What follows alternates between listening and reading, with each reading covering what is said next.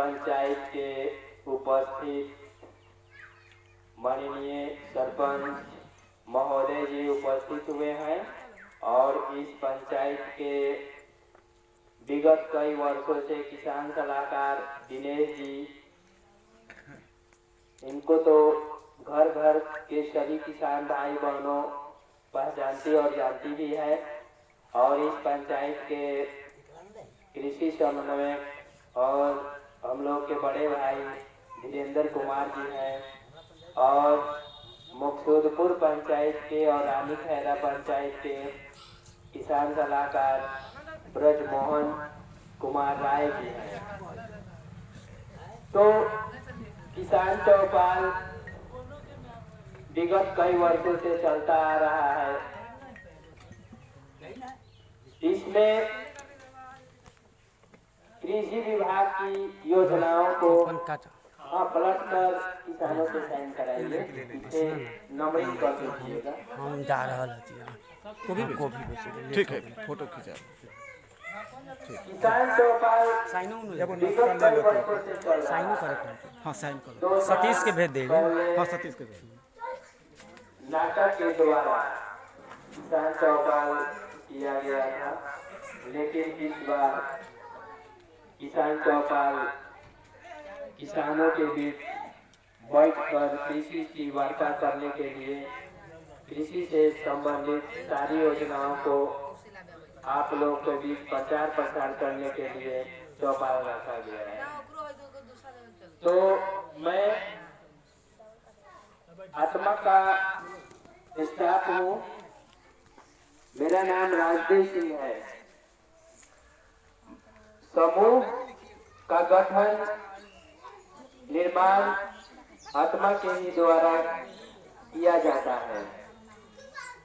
दिनेश जी बताए हैं, हम लोग इस पंचायत में 2 समूह का निर्माण किए हैं।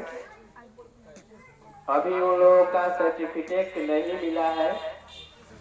सर्टिफिकेट यदि इस बार मिल जाता तो उन लोगों को एक कृषि यंत्र बैंक योजना था, उनमें उन किसानों को ऑनलाइन हो जाता, लेकिन सर्टिफिकेट नहीं मिलने के कारण उनका खाता नहीं खुला है। इससे थोड़ा कठिनाई हुआ है, लेकिन हम लोग प्रयास करेंगे कि इसी वित्तीय वर्ष में उन किसानों को खाता खुल जाए और अगला साल 2024 में उन किसानों को कस्टम हायरिंग या कृषि यंत्र बैंक का लाभ उन किसानों तक पहुंच जाए। और समूह के माध्यम से मधुमक्खी पालन भी किसान करते हैं, मशरूम का भी उत्पादन करते हैं। सरकार क्लस्टर में खेती करवाती है, बहुत सारे किसान हैं जो एक अलग अलग फसल लगाते हैं तो थोड़ा उनको नुकसान ज्यादा होता है, लेकिन वही किसान यदि क्लस्टर में सब्जी की खेती करते हैं या गेहूं की खेती करते हैं, मक्का का और आलू का खेती करते हैं तो उनको नुकसान कम होता है, क्योंकि 25 किसान में से या 50 किसान में से कुछ ऐसे किसान जो खेत तक रहते हैं और वे अपने फसल को नष्ट होने से बचाते हैं। और हम लोगों के यहाँ से आत्मा के योजनाएं हैं जो किसानों को प्रशिक्षण देने का काम करती है।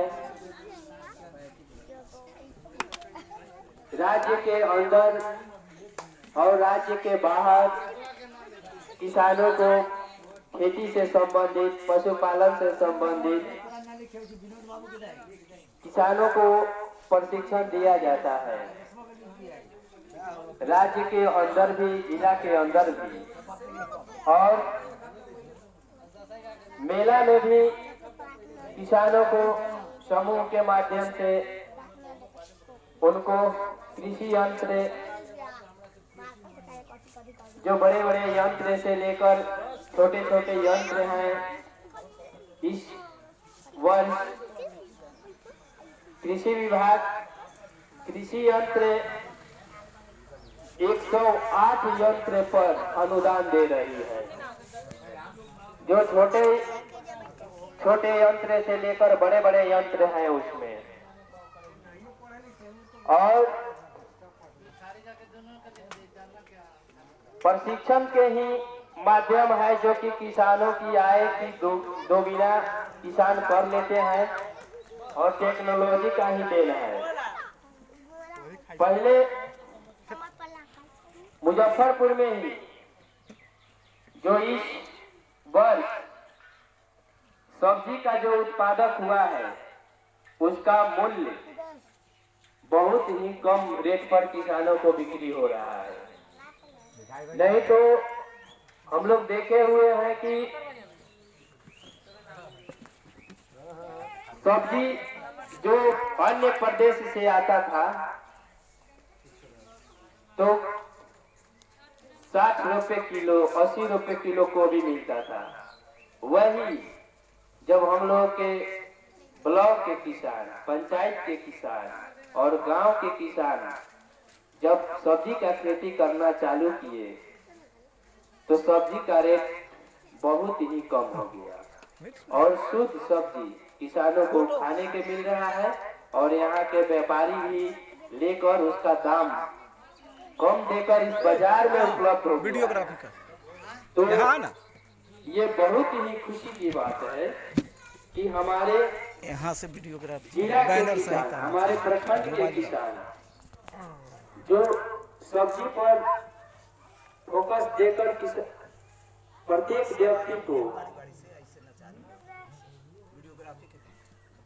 प्रत्येक व्यक्ति को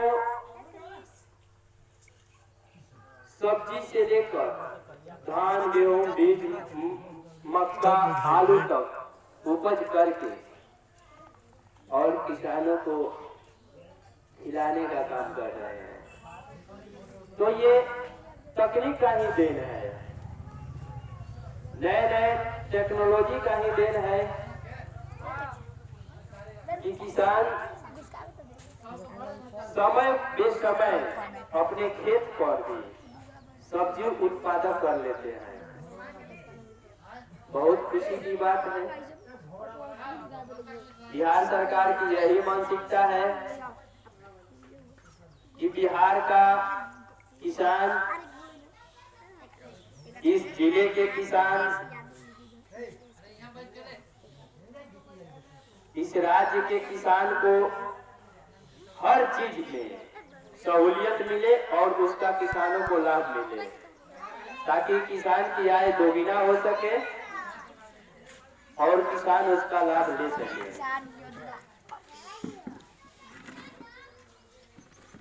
तो कृषि से तो किसान का उपज तो दोगुना हुआ, लेकिन उन किसानों को दर मूल्य जितना चाहिए उतना लागत से अभी बहुत ही कम मिल रहा है, क्योंकि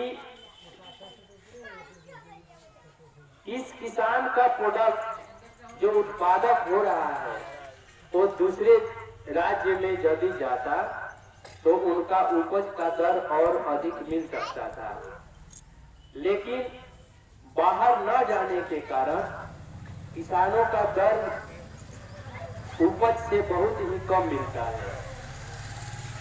इसलिए किसान खेती में तो बहुत ही कठिन परिश्रम करके उपज को दोगुना कर लेते हैं, लेकिन उनका लाभ उनका मेहनत के अनुसार से नहीं मिल पाता है। तो उपज बढ़ाने के लिए तकनीकी और टेक्नोलॉजी का ही उपयोग करना होगा। अब इसीलिए सरकार चाह रही है कि जैविक खेती से किसान खेती करे, उपज